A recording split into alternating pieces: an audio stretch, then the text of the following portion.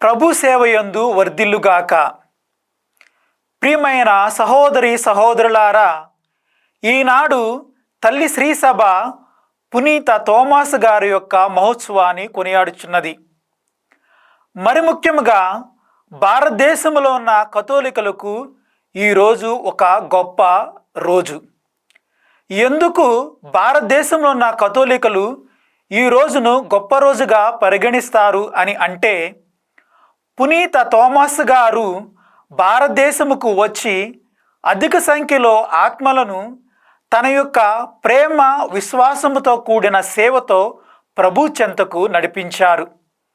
ఇంతకు పునీత తోమాసు గారు ఎవరని అని మనం తెలుసుకోవాలని అంటే, పునీత తోమాసు గారు క్రీస్తు ప్రభు ఎన్నుకోబడిన 12 మంది శిష్యుల్లో ఒక్కరు.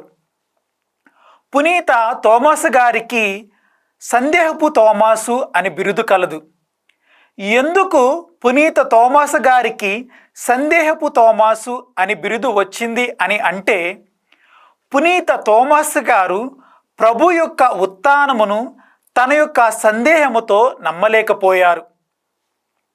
ప్రియమైన సహోదరి సహోదరులారా, క్రీస్తు భగవానుడు యోహాను సువార్త 20వ అధ్యాయము 29వ వచనములో ఈ విధముగా పలికి ఉన్నారు: చూడకపోయినను నన్ను విశ్వసించువారు ధన్యులు.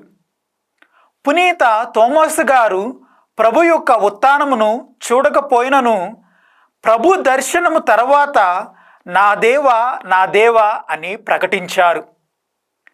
ప్రభునందు నమ్మకముంచి భారతదేశమునకు వచ్చి అనేక సేవలు చేశారు. సేవ చేస్తూ ఉండగా వీరమరణాన్ని పొందారు.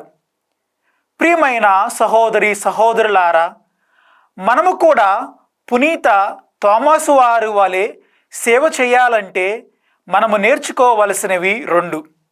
ఒకటి, అవిశ్వాసాన్ని తొలగించాలి. రెండవది, ప్రభు సేవ చెయ్యాలి.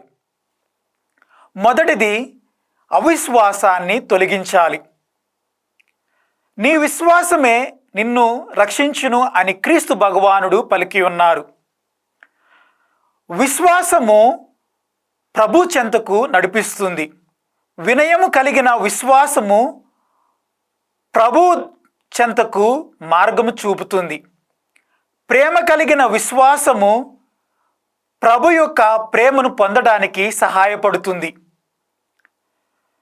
విశ్వాసము అనేది గొప్ప వరము. ఈ వరాన్ని పొందడానికి క్రీస్తు యొక్క వాక్యాన్ని మన హృదయంలో బదిలిపరుచుకోవాలి. కానీ చీకటనే అవిశ్వాసము వెలుగు అనే విశ్వాసానికి అడ్డుపడుతుంది. ఈ అడ్డును తొలగించాలి అని అంటే ప్రభు యందు విశ్వాసము కలిగి ప్రభు యొక్క వాక్యాన్ని నమ్మాలి. రెండవది, ప్రభు సేవలో పాల్గొనాలి. సేవ చేయటము అనేది గొప్ప విషయము. సేవ అనేక విధములుగా చేయవచ్చు. సేవక రూపము దాల్చాలి అని అంటే గొప్ప మనసు కలిగి ఉండాలి.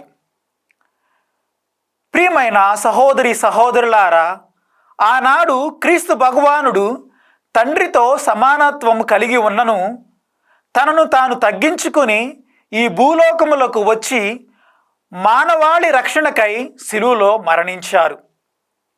అదే విధముగా పునీత తోమాసు గారు తనను తాను తగ్గించుకుని భారతదేశముకు వచ్చి అనేక సేవలు చేసి ఉన్నారు. సేవ చేసే సమయంలో అనేక కష్టాలు పడి ఉన్నారు. ఆయనను ప్రభువునందు విశ్వాసము ఉంచి ప్రభు మార్గములో నడిచి ఎన్నో గొప్ప పనులు చేసి ఉన్నారు. మనము కూడా పునీత తోమాసు గారు వలె సేవక రూపము దాల్చి మనల్ని తగ్గించుకుని ప్రభు సేవలో జీవించాలి. ప్రభు సేవకై మన సమయాన్ని కేటాయించాలి. అందుకు మనము ఈనాడు పునీత తోమాసు గారి ప్రార్థనా సహాయము ద్వారా ప్రభువుని వేడుకుందాము.